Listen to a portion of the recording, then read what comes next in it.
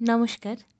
কালিন্দী চ্যানেলের পক্ষ থেকে সমস্ত শ্রোতাদের জানাই অনেক শুভেচ্ছা। আচ্ছা, আমার গল্প পাঠ যদি আপনাদের ভালো লাগে শুনতে, তবে অবশ্যই চ্যানেলটিকে প্লিজ সাবস্ক্রাইব করে দিন আর পাশে থাকা বেল আইকনটা প্রেস করে দেবেন। আর যদি ইচ্ছে হয়, মানে গল্প শুনে যদি ভালো লাগে, তবে একটা লাইক করে কমেন্ট করতে পারেন। কমেন্টে আমাকে সাজেশন দিন না যে কিভাবে আমি আরও ভালো গল্প চুজ করতে পারি, আরও কী গল্প আমি পড়তে পারি, সেই বিষয়ে আমাকে আপনারা মতামত জানান। পাশে থাকুন আমার। ধন্যবাদ। ভালো থাকবেন সকলে।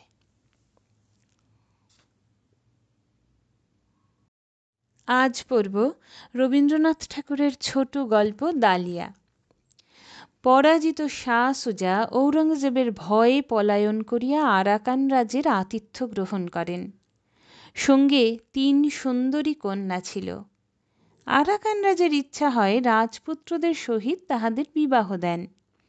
সেই প্রস্তাবে শাহ সুজা নিতান্ত অসন্তোষ প্রকাশ করাতে একদিন রাজার আদেশে তাহাকে ছলক্রমে নৌকাযোগে নদী মধ্যে লইয়া নৌকা ডুবাইয়া দেবার চেষ্টা করা হয়। সেই বিপদের সময় কনিষ্ঠা বালিকা আমিনাকে পিতা স্বয়ং নদী মধ্যে নিক্ষেপ করেন। জ্যেষ্ঠা কন্যা আত্মহত্যা করিয়া মরে এবং সুজার একটি বিশ্বাসী কর্মচারী রহমত আলী জুলিখাকে লইয়া সাঁতার দিয়া পালায় এবং সুজা যুদ্ধ করিতে করিতে মরেন। আমিনা খরস্রোতে প্রবাহিত হইয়া দৈবক্রমে অনতিবিলম্বে এক ধীবরের জালে উদ্ধৃত হয় এবং তাহারই গৃহে পালিত হইয়া বড় হইয়া ওঠে। ইতিমধ্যে রাজার মৃত্যু হইয়াছে এবং যুবরাজ রাজ্যে অভিষিক্ত হইয়াছেন। একদিন সকালে বৃদ্ধ ধীবর আসিয়া আমিনাকে ভর্ৎসনা করিয়া কহিল, তিন্নি। ধীবর আরাকান ভাষায় আমিনার নূতন নামকরণ করিয়াছিল। তিন্নি, আজ সকালে তোর হইল কি? কাজে কর্মে যে একেবারে হাত লাগাস নাই। আমার নূতন জালে আঠা দেওয়া হয় নাই, আমার নৌকো। আমিনা ধীবরের কাছে আসিয়া আদর করিয়া কহিল, বুড়া, আজ আমার দিদি আসিয়াছেন, তাই আজ ছুটি। তোর আবার দিদিকে রে তিন্নি? জুলিখা কোথা হইতে বাহির হইয়া আসিয়া কহিল, আমি। বৃদ্ধ অবাক হইয়া গেল। তাহার পর জুলিখার অনেক কাছে আসিয়া ভালো করিয়া তাহার মুখ নিরীক্ষণ করিয়া দেখিল। খপ করিয়া জিজ্ঞাসা করিল, তুই কাজ কাম কিছু জানিস? আমিনা কহিল, বুড়া, দিদির হইয়া আমি কাজ করিয়া দিব, দিদি কাজ করিতে পারিবে না। বৃদ্ধ কিয়ৎক্ষণ ভাবিয়া জিজ্ঞাসা করিল, তুই থাকিবি কোথায়? জুলিখা বলিল, আমিনার কাছে। বৃদ্ধ ভাবিল, এও তো বিষম বিপদ। জিজ্ঞাসা করিল, খাইবি কি? জুলিখা বলিল, তাহার উপায় আছে বলিয়া অবজ্ঞা ভরে ধীবরের সম্মুখে একটা স্বর্ণমুদ্রা ফেলিয়া দিল। আমিনা সেটা কুড়াইয়া ধীবরের হাতে তুলিয়া দিয়া চুপি চুপি কহিল, বুড়া, আর কোনো কথা কহিস না, তুই কাজে যা, বেলা হইয়াছে। জুলিখা ছদ্মবেশে নানা স্থানে ভ্রমণ করিয়া অবশেষে আমিনার সন্ধান পাইয়া কি করিয়া ধীবরের কুটিরে আসিয়া উপস্থিত হইয়াছে, সে সমস্ত কথা বলিতে গেলে দ্বিতীয় আরেকটি কাহিনী হইয়া পড়ে। তাহার রক্ষাকর্তা রহমত শেখ ছদ্মনামে আরাকান রাজসভায় কাজ করিতেছে। ছোট নদীটি বহিয়া যাইতেছিল এবং প্রথম গ্রীষ্মের শীতল প্রভাত বায়ুতে কৈলু গাছের রক্তবর্ণ পুষ্পমঞ্জরি হইতে ফুল ঝরিয়া পড়িতেছিল। গাছের তলায় বসিয়া জুলিখা আমিনাকে কহিল, ঈশ্বর যে আমাদের 2 ভগ্নীকে মৃত্যুর হাত হইতে রক্ষা করিয়াছেন, সে কেবল পিতার হত্যার প্রতিশোধ লইবার জন্য, নহিলে আর তো কোনো কারণ খুঁজিয়া পাই না। আমিনা নদীর পরপারে সর্বাপেক্ষা দূরবর্তী, সর্বাপেক্ষা ছায়াময় বনশ্রেণীর দিকে দৃষ্টি মেলিয়া ধীরে ধীরে কহিল, দিদি, আর ওসব কথা বলিস নে ভাই। আমার এই পৃথিবীটা একরকম বেশ লাগিতেছে। মরিতে যায় তো পুরুষগুলা কাটাকাটি করিয়া মরুককে, আমার এখানে কোনো দুঃখ নাই। জুলিখা বলিল, ছি ছি আমিনা, তুই কি শাহজাদার ঘরের মেয়ে? কোথায় দিল্লির সিংহাসন আর কোথায় আরাকানের ধীবরের কুটির?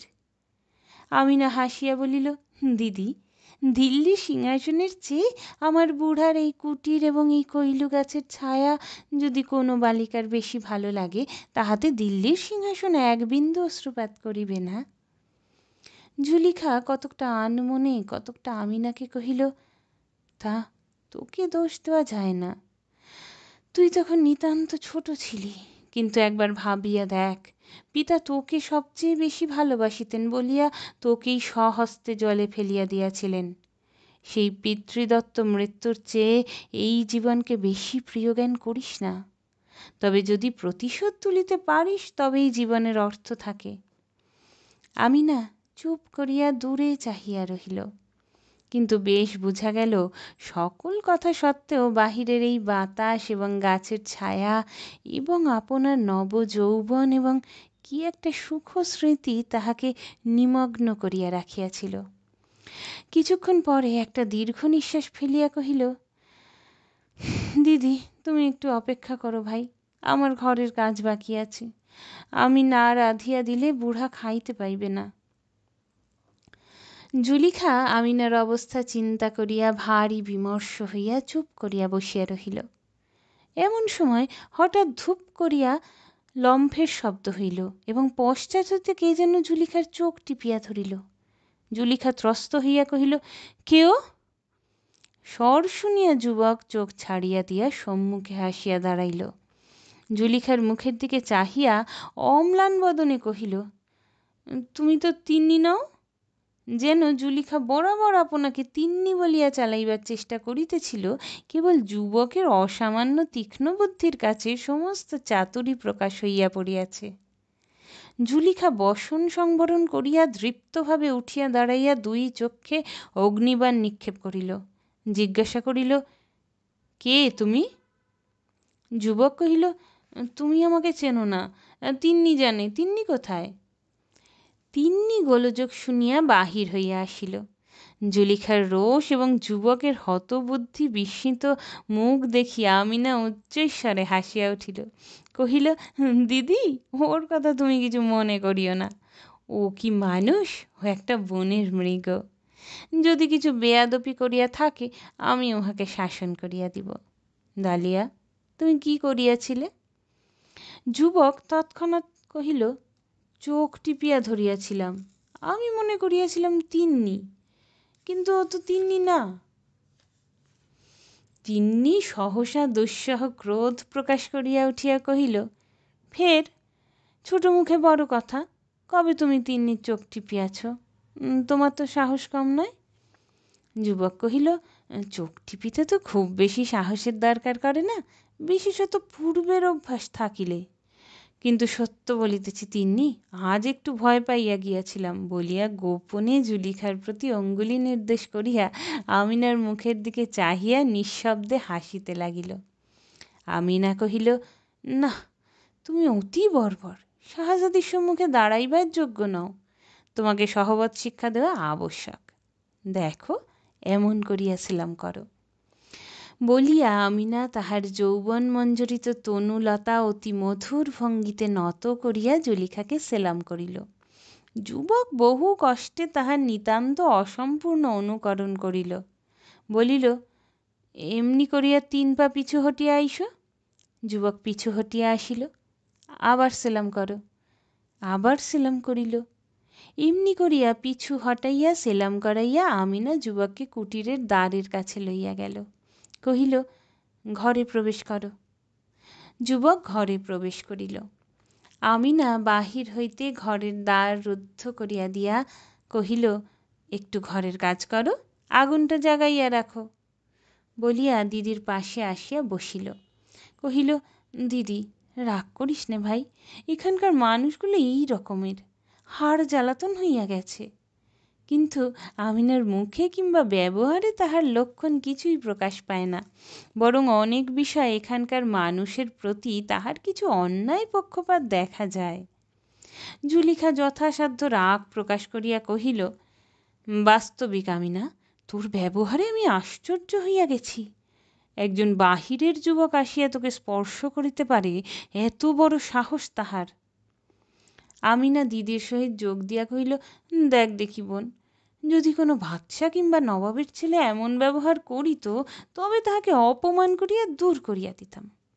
জুলিখার ভিতরের হাসি আর বাধা মানিল না, হাসিয়া উঠিয়া কহিল, সত্য করে বল দেখি আমিনা, তুই যে বলিতেছিলি পৃথিবীটা তোর বড় ভালো লাগিতেছে, সে কি ওই বর্বর যুবকটার জন্য? আমিনা কহিল, তা সত্য কথা বলি দিদি, ও আমার অনেক উপকার করে, ফুলটা ফলটা পাড়িয়া দেয়, শিকার করিয়া আনে, একটা কিছু কাজ করিতে ডাকিলে ছুটিয়া আসে। অনেকবার মনে করি উহাকে শাসন করিব, কিন্তু সে চেষ্টা বৃথা। যদি খুব চোখ রাঙাইয়া বলি, ডালিয়া, তোমার প্রতি আমি ভারী অসন্তুষ্ট হইয়াছি, ডালিয়া মুখের দিকে চাহিয়া পরম কৌতুকে নিঃশব্দে হাসিতে থাকে। এদের দেশে পরিহাস বোধ করি এই রকম, দুঘা মারিলে ভারী খুশি হইয়া ওঠে, তাহাও পরীক্ষা করিয়া দেখিয়াছি। ওই দেখো না, ঘরে পুড়িয়া রাখিয়াছি, বড় আনন্দে আছে, দ্বার খুলিলেই দেখিব মুখ চক্ষু লাল করিয়া মনের সুখে আগুনে ফুঁ দিতেছে। ইহাকে লইয়া কি করি বলতো বোন, আমি আর পারিয়া উঠি না।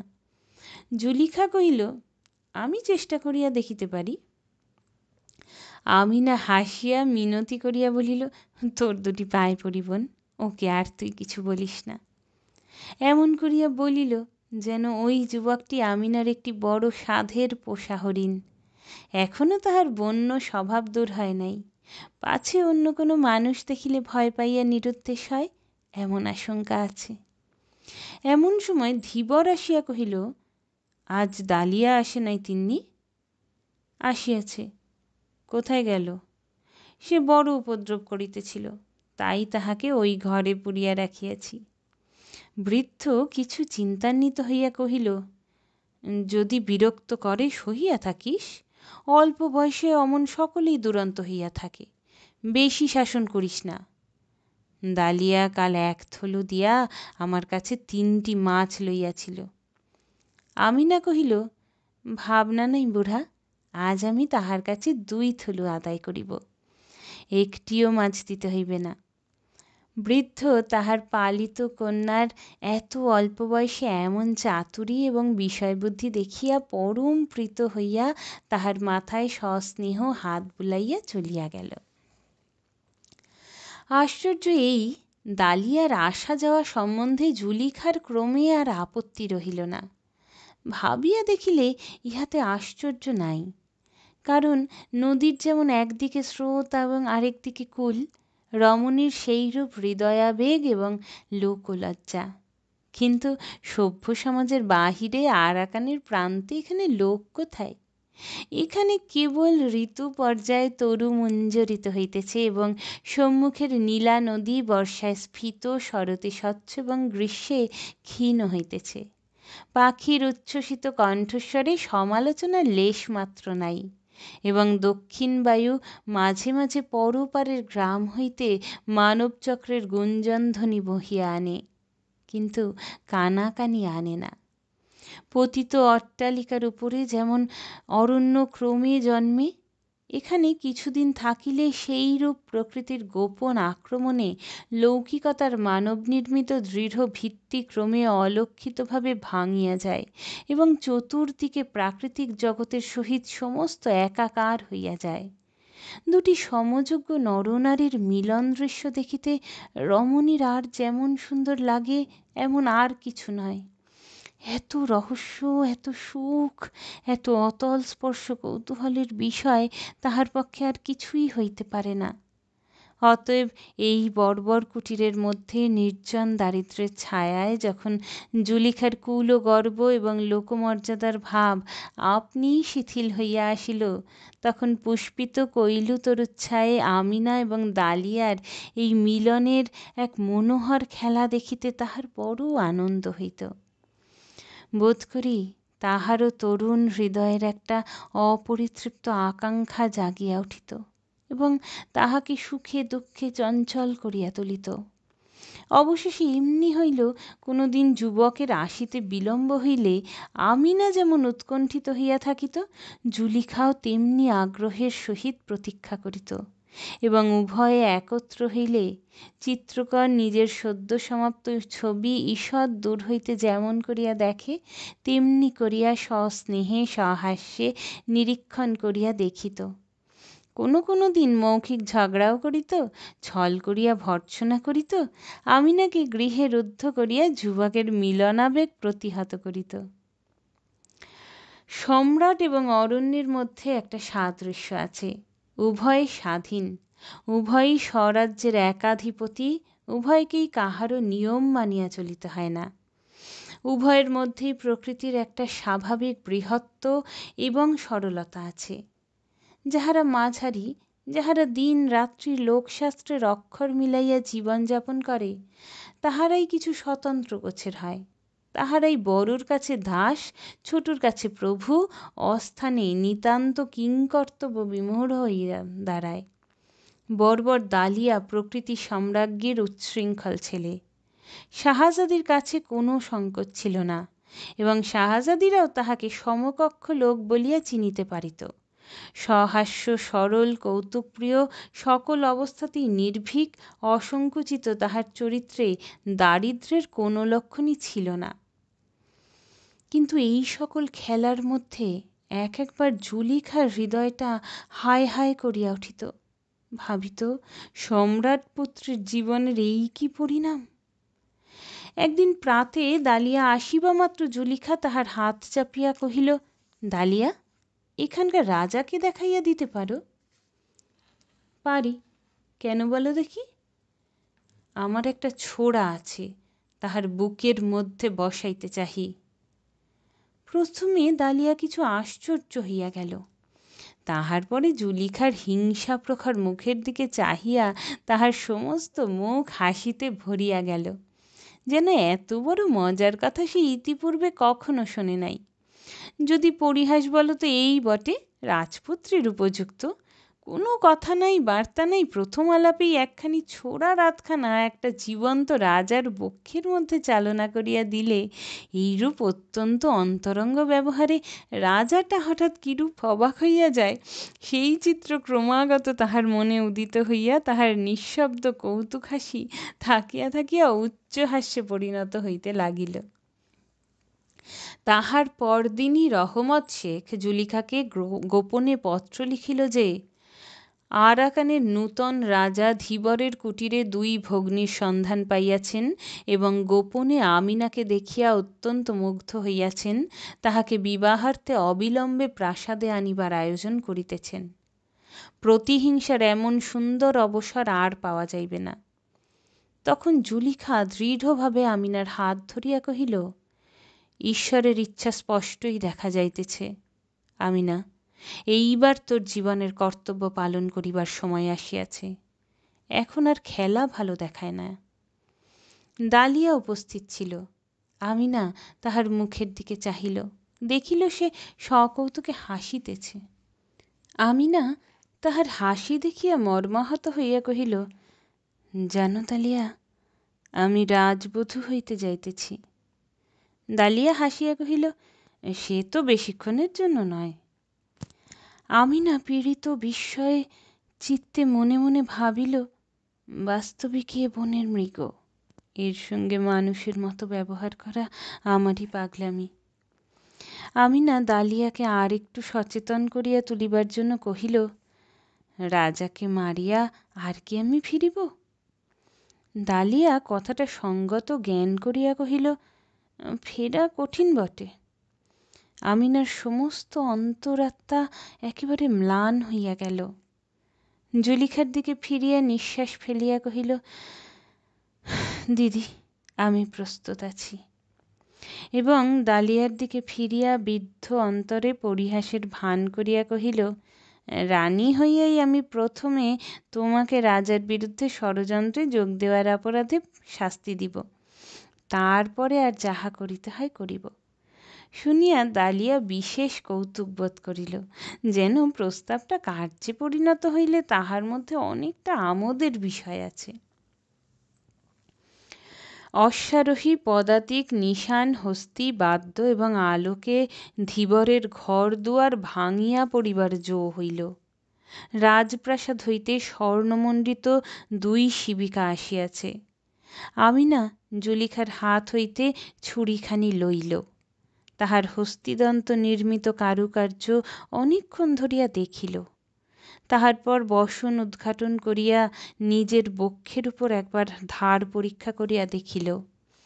জীবনমুকুলের বৃন্তের কাছে ছুরিটি একবার স্পর্শ করিল, আবার সেটি খাপের মধ্যে পুরিয়া বসনের মধ্যে লুকাইয়া রাখিল। একান্ত ইচ্ছা ছিল এই মরণযাত্রার পূর্বে একবার দালিয়ার সহিত দেখা হয়, কিন্তু কাল হইতে সে নিরুদ্দেশ। দালিয়া সেই যে হাসিতেছিল, তাহার ভিতর কি অভিমানের জ্বালা প্রচ্ছন্ন ছিল। শিবিকায় উঠিবার পূর্বে আমিনা তাহার বাল্যকালের আশ্রয়টি অশ্রুজলের ভিতর হইতে একবার দেখিল। তাহার সেই ঘরের গাছ, তাহার সেই ঘরের নদী। ধীবরের হাত ধরিয়া বাষ্পরুদ্ধ কম্পিত স্বরে কহিল, বুড়া, তবে চলিলাম। তিন্নি গেলে তোর ঘরকন্যা কে দেখিবে? বুড়া একেবারে বালকের মতো কাঁদিয়া উঠিল। আমিনা কহিল, বুড়া, যদি দালিয়া আর এখানে আসে, তাহাকে এই আংটি দিও, বলিও তিন্নি যাইবার সময় দিয়া গেছে। বলিয়াই দ্রুত শিবিকায় উঠিয়া পড়িল। মহাসমারোহে শিবিকা চলিয়া গেল। আমিনার কুটির, নদী তীর, কৈলতরুতল অন্ধকার নিস্তব্ধ জনশূন্য হইয়া রহিল। যথাকালে শিবিকার দ্বয় তরুণদ্বার অতিক্রম করিয়া অন্তঃপুরে প্রবেশ করিল। 2 ভগ্নী শিবিকা ত্যাগ করিয়া বাহিরে আসিল। আমিনার মুখে হাসি নাই, চোখেও অশ্রুচিহ্ন নাই। জুলিখার মুখ বিবর্ণ। কর্তব্য যখন দূরে ছিল, ততক্ষণ তাহার উৎসাহের তীব্রতা ছিল। এখন সে কম্পিত হৃদয়ে ব্যাকুল স্নেহে আমিনাকে আলিঙ্গন করিয়া ধরিল। মনে মনে কহিল, নবপ্রেমের বৃন্ত হইতে ছিন্ন করিয়া এই ফুটন্ত ফুলটিকে কোন রক্তস্রোতে ভাসাইতে যাইতেছি। কিন্তু তখন আর ভাবিবার সময় নাই। পরিচারিকাদের দ্বারা নীত হইয়া শত সহস্র প্রদীপের অনিমেষ তীব্র দৃষ্টির মধ্য দিয়া 2 ভগিনী স্বপ্নাহতের মতো চলিতে লাগিল। অবশেষে বাসর ঘরের দ্বারের কাছে মুহূর্তের জন্য থামিয়া আমিনা জুলিখাকে কহিল, দিদি। জুলিখা আমিনাকে গাঢ় আলিঙ্গনে বাঁধিয়া চুম্বন করিল। উভয় ধীরে ধীরে ঘরে প্রবেশ করিল। রাজবেশ পরিয়া ঘরের মাঝখানে মচলন্দ শয্যার উপর রাজা বসিয়া আছে। আমিনা সসংকোচে দ্বারের অনতিদূরে দাঁড়াইয়া রহিল। জুলিখা অগ্রসর হইয়া রাজার নিকটবর্তী হইয়া দেখিল, রাজা নিঃশব্দে সকৌতুকে হাসিতেছেন। জুলিখা বলিয়া উঠিল, দালিয়া! আমিনা মূর্ছিত হইয়া পড়িল। দালিয়া উঠিয়া তাহাকে আহত পাখির মতো কোলে করিয়া তুলিয়া শয্যায় লইয়া গেল। আমিনা সচেতন হইয়া বুকের মধ্য হইতে ছুরিটি বাহির করিয়া দিদির মুখের দিকে চাহিল। দিদি দালিয়ার মুখের দিকে চাহিল। দালিয়া চুপ করিয়া হাস্য মুখে উভয়ের প্রতি চাহিয়া রহিল। ছুরিও তাহার খাপের মধ্য হইতে একটুখানি মুখ বাহির করিয়া এই রঙ্গ দেখিয়া ঝিকমিক করিয়া হাসিতে লাগিল।